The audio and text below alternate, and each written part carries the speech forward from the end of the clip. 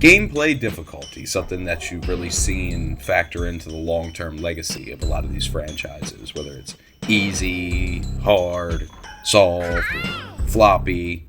Difficulty can really affect how people feel about a series overall. So much so that difficulty can often be a selling point. Look at the phrase, the Dark Souls of, which has become a popular meme in the gaming community. The gay community. The Dark Souls of platforming, the Dark Souls of mobile games, the Dark Souls of Dark Souls. But me, I don't know anything about that. Never played a Dark Souls game. I probably played 5 minutes of Elden Ring. Hard games are not my thing. I like my games easy.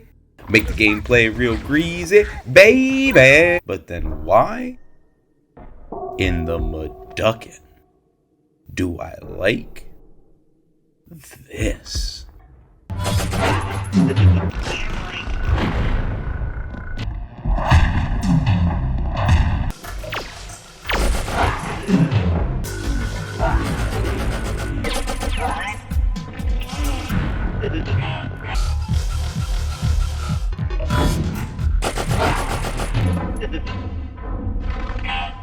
Oddworld Abe's Exoddus. No, not the first Oddworld game. In case it was too cheap to purchase our last game. Not the remakes. Not an HD remake. Not even the funny cowboy game, but we might take a look at that some other time. We're talking Oddworld Abe's Exoddus. Not just because that's the one you can get for free on PlayStation Plus as of this recording, but also because of this.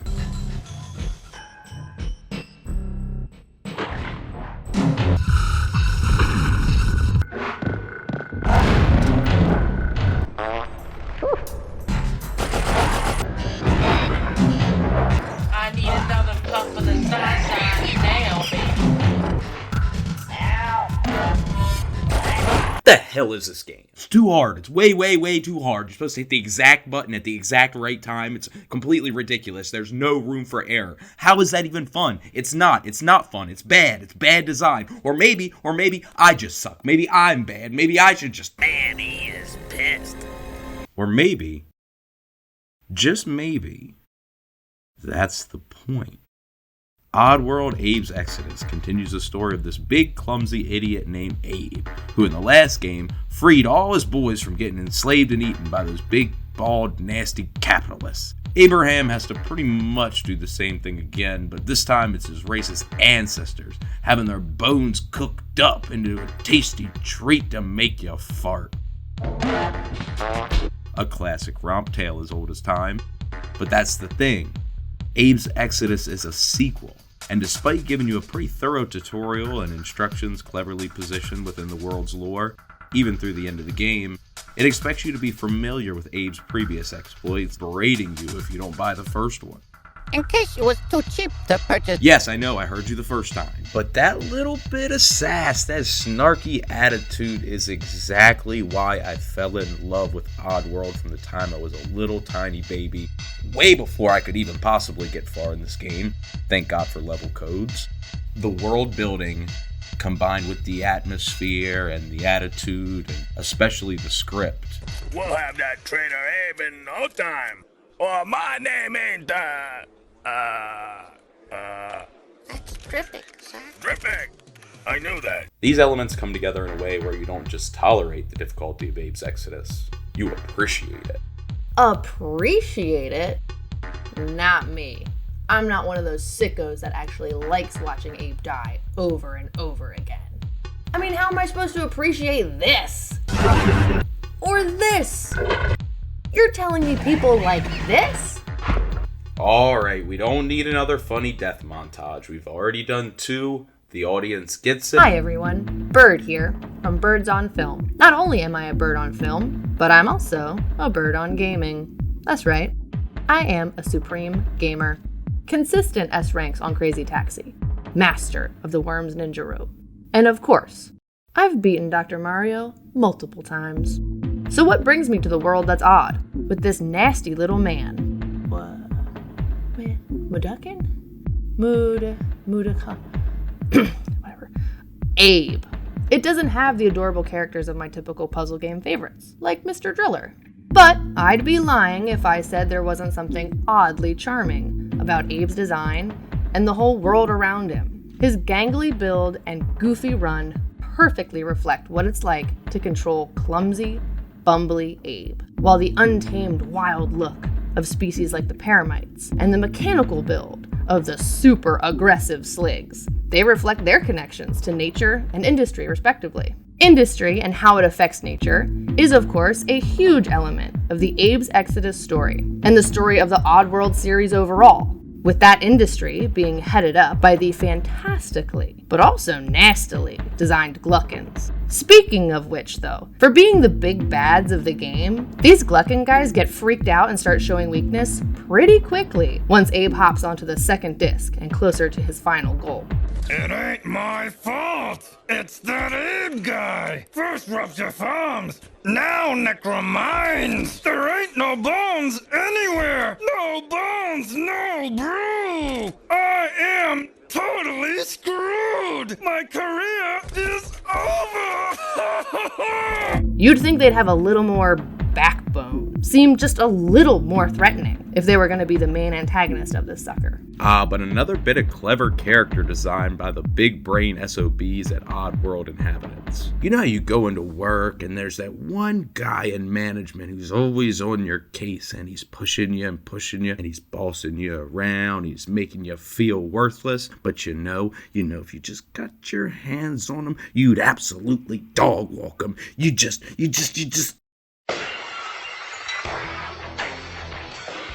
Well, that's the Gluckins. Not only are they incapable of doing even the simplest task in-game like pulling a lever, having to ask for help from the much more capable but middle management Sligs, but when you take a look at what they're hiding under those big fancy robes, their true design absolutely embodies how weak they are and reflects how a lot of us probably feel about the management in our own lives. So is that what this is? A commentary on capitalism cleverly disguised as a puzzle game and fart simulator? Well, no, not exactly. I think pretending this game is only its message really does a disservice to elements like the gameplay itself, which, when you take a look at that, you really have to take a look at the first Oddworld game, Abe's Oddysee, considering Abe's Exoddus was made 9 months after the first game's release. Really impressive when you consider that the first game took 3 years to develop, but also meaning that the gameplay between the two isn't really all that different, as much as Oddworld inhabitants wanted to change it. So if we're going to take a look at the gameplay of the first Oddworld game, let's take a gander at something we've already looked at a couple times today, the cover art.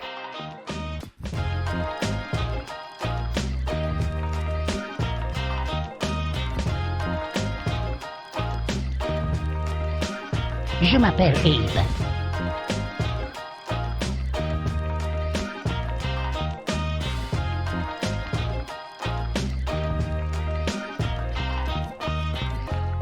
Even though brew production has plummeted, Mudakan slaves are disappearing left and right, and the toilets are backing up all over the place. Top management reports that everything is gonna be fine. The year is 1997. You're about 14, 15 years old. You've already bought a pack of Newports. You've smoked a couple, and you realize you've got some money left over. So you go to the local, Blockbuster.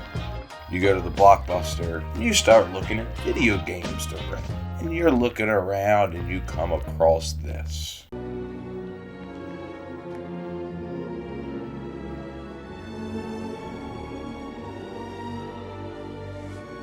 Now, it's the 90s, Austin, so you don't have cool YouTubers like myself, or Bird, or PewDiePie to tell you how to feel about a video game. You've maybe seen a couple magazine advertisements, maybe a commercial or two. But sometimes, you take what you can get. How you felt about cover art could really determine whether or not you were going to even consider purchasing a game. I'm thinking about it, but So how did the people at Oddworld Inhabitants, or GT Interactive, or whoever designed this cover, how did they decide to try to sell the concept of Oddworld? A concept that gamers hadn't really seen before. Alright, big and in all his shining glory, right in the middle of the case you got Abe. And me, as a big fan of cool characters and interesting design, I am already sold on Abe. He looks weird, big yellow eyes, sewed up mouth. I want to know what he's all about. But that's not really why we're here. You look to the left, stage right of Abe, you see a few words, you see a few phrases. You take a look at that first one, no menus. That's kind of a lie, but when you look at the second one, it kind of makes more sense. No inventory bars. So no inventory menus. Ironic when you see how the series turned out, but really selling the fact that your immersion, your suspension of disbelief isn't broken by taking the time to pull up a menu on your HUD and interrupt your gameplay to get an item. No scorekeeping is the next part here, and that probably doesn't mean a lot to the era of the modern gamer.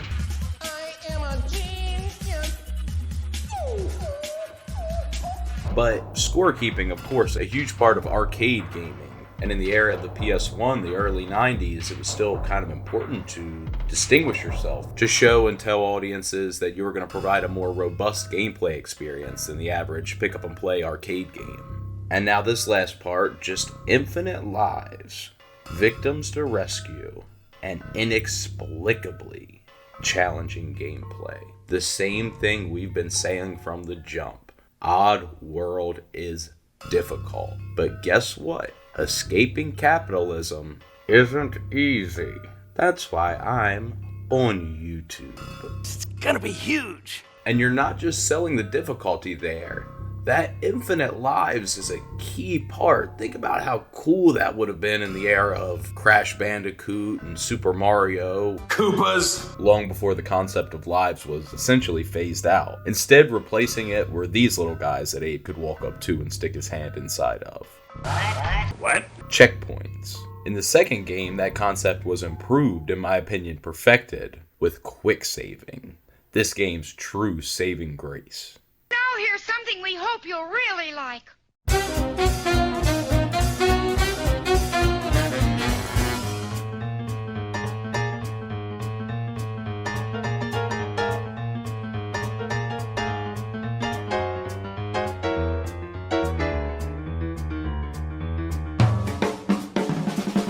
Do you remember when everybody was ranting and raving about how hard Cuphead was, but how fun it was to play? Despite being super difficult, people couldn't put it down, me included. To this day, I'm still playing the game. And a lot of the reason why I keep going back to Cuphead is because despite being hard as absolute shit, the levels are super quick, meaning I could die and try again and die and try again and die and try again and feel like I haven't wasted my time. In fact, getting close to the end, seeing your progression every time you lose makes you want to try that much harder. I feel like the quick save system of Abe's Exoddus, and even to an extent the checkpoints of Abe's Oddysee, really give a similar feel where you can die and try again and die and try again, motivating you to not just make it out alive yourself, but to make sure all of Abe's Madakan friends make it out too. Well, we'll be okay. There's almost a comfort knowing you won't lose your progression, you won't lose too much of your precious time if you die. You can kind of take risks, you can try new things, jump down there, it might be the bonus area, you're probably gonna die, but hey, could be the bonus area, maybe, probably not, yeah, you're dead. But hey, you barely lost any progress at all. You went back a couple steps, what's the big deal? I love save states. I'm not good at video games, I like to have fun. Save states are a dream come true for me. I love Sonic Mega Collection. I don't even know if I could beat those games without save states. I'm a huge Sonic fan. Oh yeah! This is happening! Oh yeah, quick save is a necessity. Much like Ray Gun. Must have drank so much I went to the future. I don't think I'd be able to play this game without quick save. In fact, that's why I don't want to play Abe's Oddysee, because it doesn't have quick save. It's the difference between accomplishing a challenge and being totally frustrated and feeling like you wasted a bunch of time. And I know we're playing a game for fun, so how is it wasting time? But you know what I mean. There's that point of no return where you've put in X amount of minutes, and if you die now, you really don't want to start over.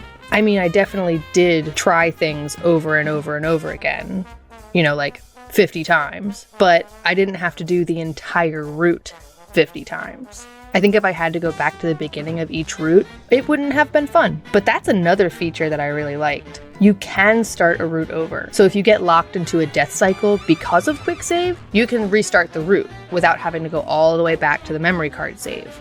That's good for me.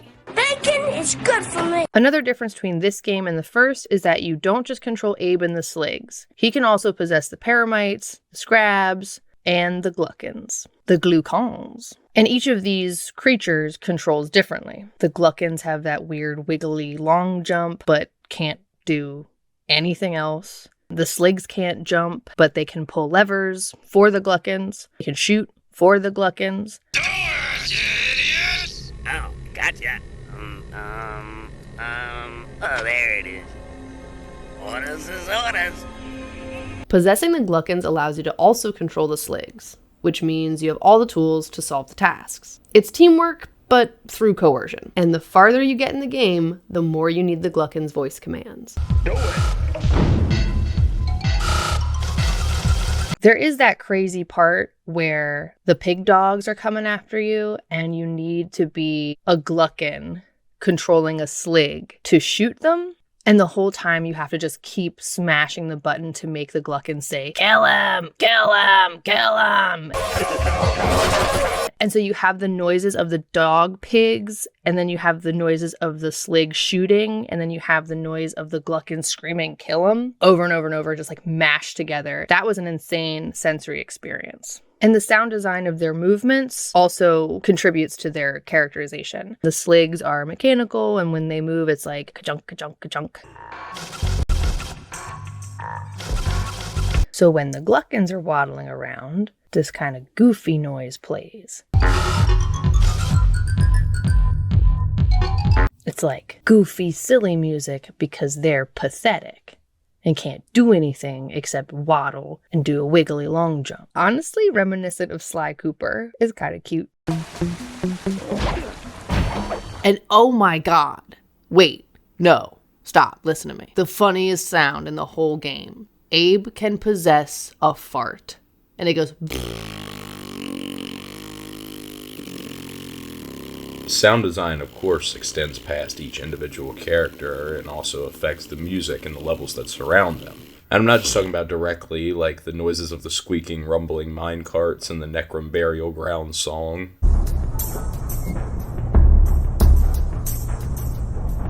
Or the little bits of noises from species like the Scrabs and the Paramites that you hear in the background of the songs on their levels.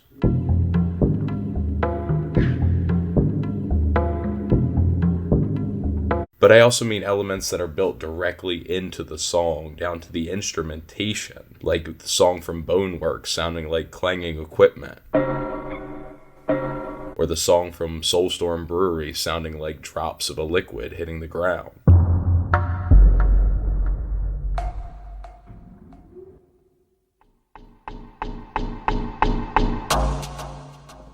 The songs you can find in the Slig Barracks sound like alarms and even a little like the Sligs themselves.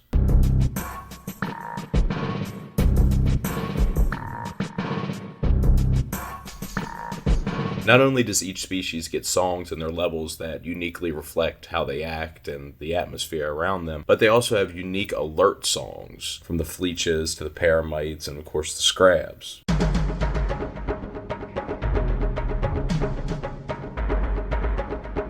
Letting Abe and the player know what's coming up before you can even see it. Little tangent while we're on the subject, Scrabs, why are they so hot? I mean, they look really tasty, but they also look tasty in a kind of different way, you know what I mean? These music cues are such a key part of gameplay. Lauren Lanning, the creator of Oddworld, was insistent there be no option to turn off the music, which was a staple of settings menus back in the day.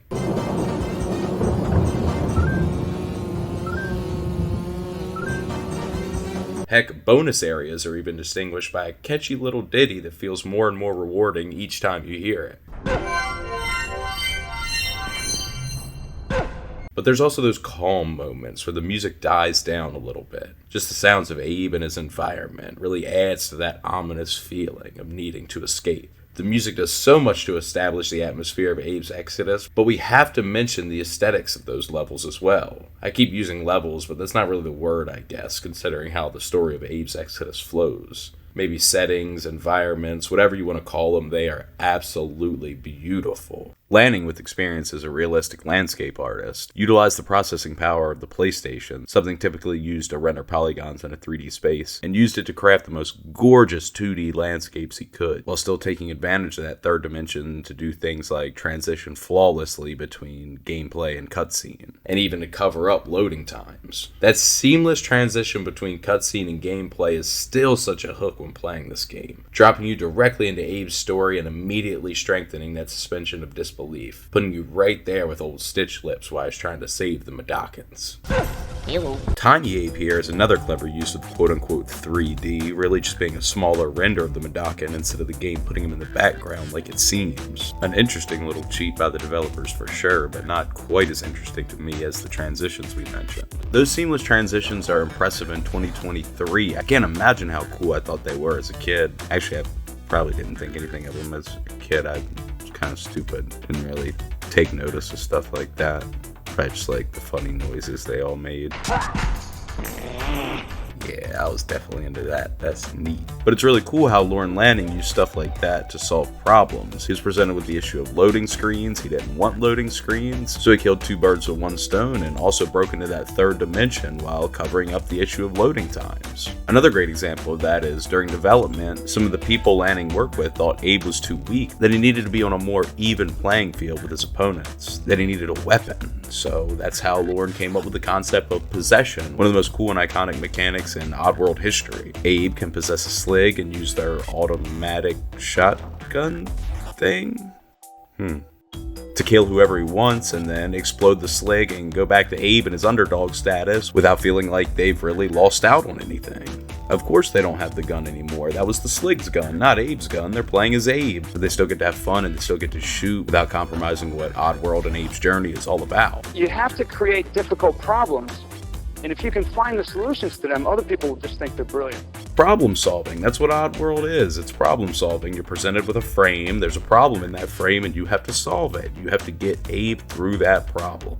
I mean, you're an underdog most of the time until you go absolute god mode with the powers that Abe earned in the first game. Yeah, you got other powers like healing sick Medokins, but who cares about that when you can destroy literally everything on the screen at once? I keep calling it god mode, but here it says that it's the incarnation of the Medokin god Shrykull? No. Shrykull? Shrykull. It's Shrykull. I've heard people say Shrykull. I know Shrykull's right. Why can't these guys have simple names like Frank or Steve or Lulu? But like I said, all that problem solving is out the window when you're the Shrykull. One of the coolest moments comes at the very end of the game when you have to use that power to just barely escape Soulstorm Brewery in time as it explodes behind you. Such a cool crescendo to the game.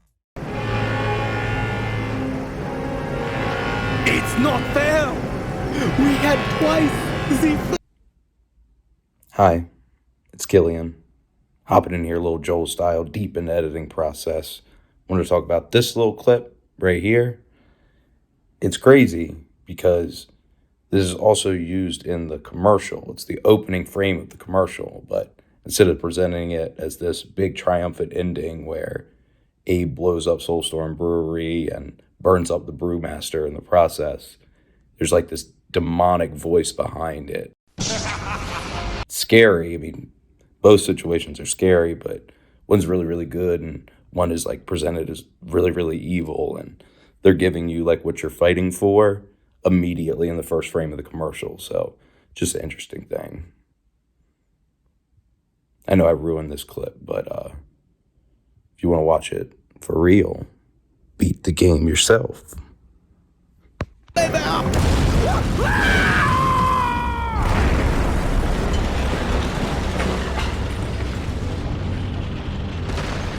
But in between going Shrykull and blowing up Soulstorm Brewery, you have to save some Mudokons. Just in the nick of time, you're saving more buds. That's what's important. That's what Oddworld Abe's Exoddus is all about. Your sweet, sweet boys. After that, you're presented with one of three endings: the good ending, the bad ending, and the perfect ending. The bad ending is when Abe gets absolutely evaporated.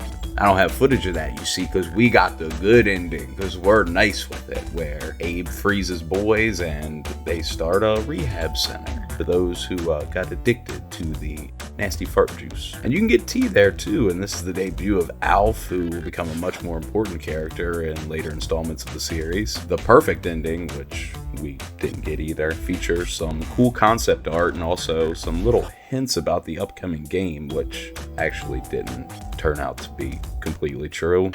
You thought I was feeling you? Never found out anything about Abe's mom. Who the hell's Abe's mom? I wonder if she's hot. You think Abe has a hot mom? Was she hot?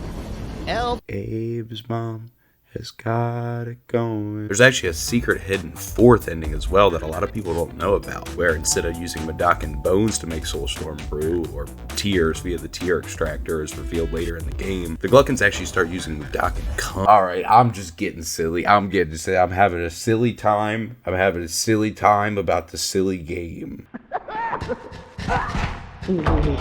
But even when we got the good ending, it made me want to get the perfect ending. I felt bad about leaving my boys. Like, it's just a video game, but the emotional connection I have to Abe and his race is unprecedented. There's very few video game characters I care about as much as this ugly son of a bitch. And I owe all that to the awesome story and the emotional connection that the gameplay of Oddworld develops. You've got to tell a story, and you've got to create characters that we care about. I mean, I guess some boys gotta go. They can't all make it. They could have.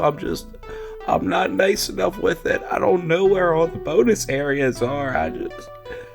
Some of you gotta die. Some of you have to die. But hey, yo, shout out my boy, the newscaster Slig. Gotta be one of my favorite genders on the hood. He's funny. He's a funny dude. He's always got something sassy to say. I'm out of there!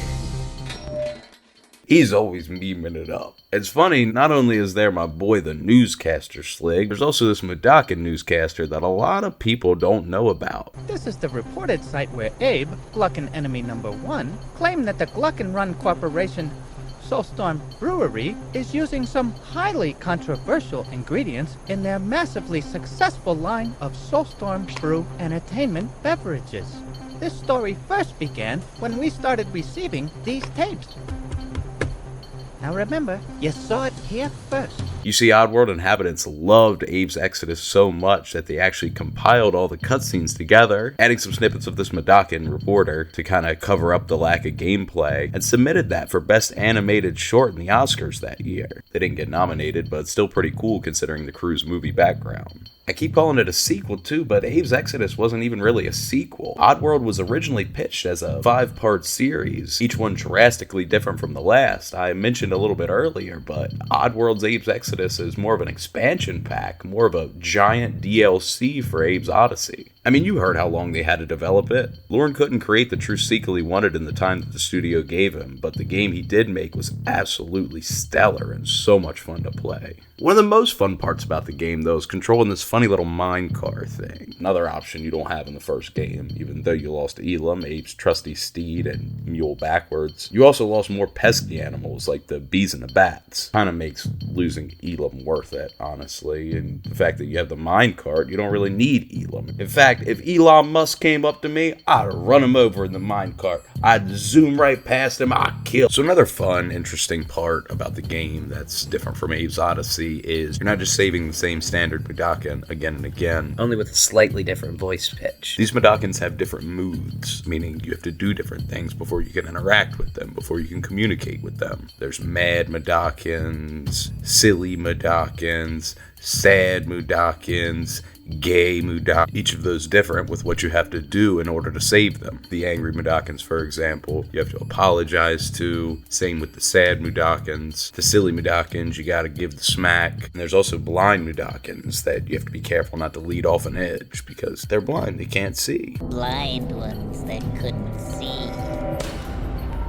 And those different Madakan moods really add to the world building that I mentioned earlier in the video. World building that's strengthened not just by how Abe interacts with the environment, but how the environment interacts with itself. You see, the game of Oddworld, well, the first 2 games of Oddworld, are divided into unique frames. You finish one frame, you walk into the next one. And when you walk into that one, the transition reflects your movement. For example, if you drop down into a frame, the transition will wipe up. If you walk right into a frame, the transition will wipe left, making it feel like one big world instead of individual frames like it actually is. Not only that, but if something happens close to the edge in one frame, it very well might affect what's going on in the next frame. Like an explosion could knock Abe down and even kill him if he's too close, even though he's in a separate frame. Just another cool way that the team at Oddworld Inhabitants took their limitations and not just made the most out of them, but made the game better for it. Really, really cool to see. Honestly, when I play the new Oddworld games, I kind of miss the screens. I kind of miss the individual frames. It was a really cool, charming aspect of the game that I think is lost in the new ones. There's something really approachable yet still intimidating about being presented with one problem at a time, one screen at a time for Abe to beat and get through. But who am I to complain about something like that? Maybe that was always the direction that Lauren Lanning and the team wanted to take Oddworld. I mean, he said it before, the financial advantages of digital distribution in the modern age have allowed the team to take the series in the direction that he really always wanted. And not just the story, really, but they're now adding elements they always wanted into the gameplay. Since the inception of Exoddus, and even before that, he's talked about before that he wanted liquid flammability for the Soulstorm Brew, destroyable environments, all stuff that would have been cool to have, but the PlayStation 1 just didn't have the horsepower to do it. Those of you that are making games, it's a bit.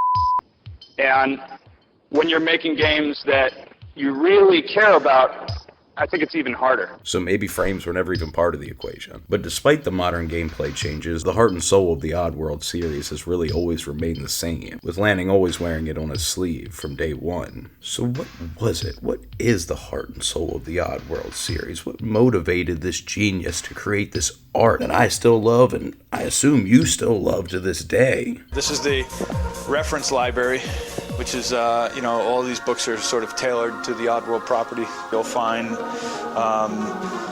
fantasy and science fiction, cultures in conflict, poverty. Yeah, those are the inspiration of Oddworld, but what was the motivation? What made Lorne want to do it? Not what gave him the ideas, not what he pulled from, but what was the initial mover? What kicked off this saga of Lorne Lanning in video games? Oh, y'all think I'm memeing again. Y'all think I'm making a joke. Look at this. That was the best way to date. That was the best way to make girls, was when you were sitting on a tabletop 2-player game machine. At that time, that's where the girls were. That's right. That's true. That's him. That's a fact. I am not being silly this time. In fact, I can speak on this firsthand. As you can see by the person featured in this video, I didn't play Oddworld Abe's Exoddus alone. That's right. You needed me. You would have never beat it without me. Let's not get crazy. I mean, that's true. And I wouldn't have been able to beat it without you. Yeah, I think the combination of my movement and your problem-solving ability, a nightmare for those sligs. Definitely. I had a real problem holding up and triangle at the same time. We were pretty much playing a 2-player game. You know what? We were. Being able to hand it back and forth when we were getting frustrated or when someone had a good idea was absolutely key. Way better than the actual 2-player mode in Abe's Exoddus. Yeah, the 2-player mode is ass. We don't like the 2-player mode in this household. No, we don't. The 2-player mode automatically switches controllers after every death. That is not a good model. You have to build up momentum when you're playing this game. You gotta get moving. You gotta get going. Yeah, you know when you're close to solving a problem. You know when you're close to like hitting that long jump. You can feel it. Yeah, you definitely know when it's time to give it up too, when you just have no momentum at all and you're like, how about you try this a few times? I'm starting to get a little frustrated. But even during those really tough times, you never wanted to give up. There were a few times I wanted to stop and play something else, but you were like, no, we play Oddworld. We will beat Oddworld. What kept you going? What appealed to you? I think what you said earlier about like the bonus area music getting more and more satisfying, I think a lot of the sound design was sort of addictive. Like I wanted to keep hearing those rewarding noises. And obviously I love Abe. Like Abe is so endearing. His character is so... Sexy? No, not sexy. Do you think Lauren is sexy? Maybe. That's embarrassing, though. Do you think old man Lauren is sexy? Or Definitely. Do you think old man Lauren is sexier than young man Lauren. Yeah, I can see that. But also, they could both get it. At the same time. Ew. But you fell in love with the heart and the soul of Oddworld. That's what kept you going. That's what motivated you. That's why you wanted to beat the game. If you want me to get all sentimental about it, yeah, definitely. Abe was a very ingratiating character. Very likable. Yeah, exactly. Likable. I think we owe a lot of that charm and a lot of that heart and soul to one of your favorite people behind the scenes, President and CEO at the time. I don't know what her title is now. Sherry McKenna. And if we can't make something that touches someone, yeah, why bother? But she wasn't just adding heart to the game. She was, on the opposite side of the spectrum, the business sense. Yeah, Lauren refers to her as a shark. Make sure there's a shark on your side. This is my partner, Sherry McKenna, and I can guarantee you that with the brilliant artists that we have, with the brilliant programmers that we have, with the brilliant management staff that we have, systems ops, all of that, without this woman, there's no way I'd be standing here today, and you never would have heard of Abe or Oddworld or any of this, because the other sharks would have taken it out a long time ago. Because of her business savvy, the idea of Oddworld was able to grow into what it is today. I loved hearing the stories about Sherry McKenna being the quote-unquote shark, the business sense, the driving force, the reason this all happened. Because today, people would have you believe that women showed up, gamer girls showed up in like 2015 and had a hard time in chat rooms. But the reality is that women have been working at very high levels in the video game industry for a long, long time. Oddworld Inhabitants is proof of that. And I'm really happy I got to share that experience with you playing this game. But I do have one more question. What the hell do you want to know now? Are you ready? Ready for what? Are you ready to get freaky? No.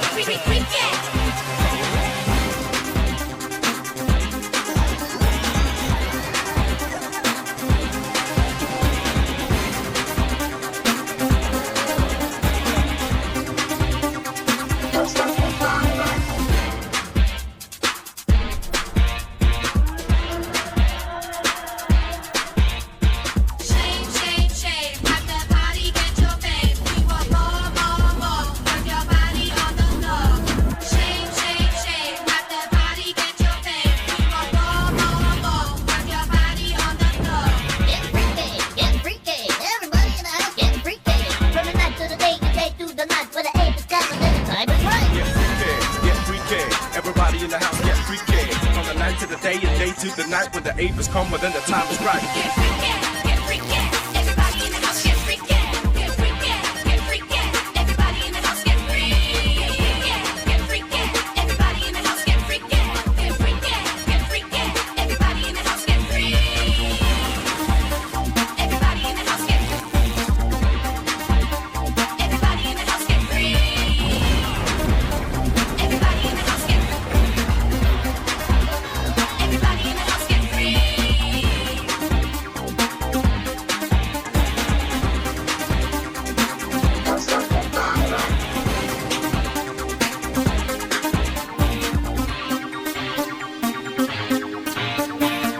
Don't stop that body rock. Yeah.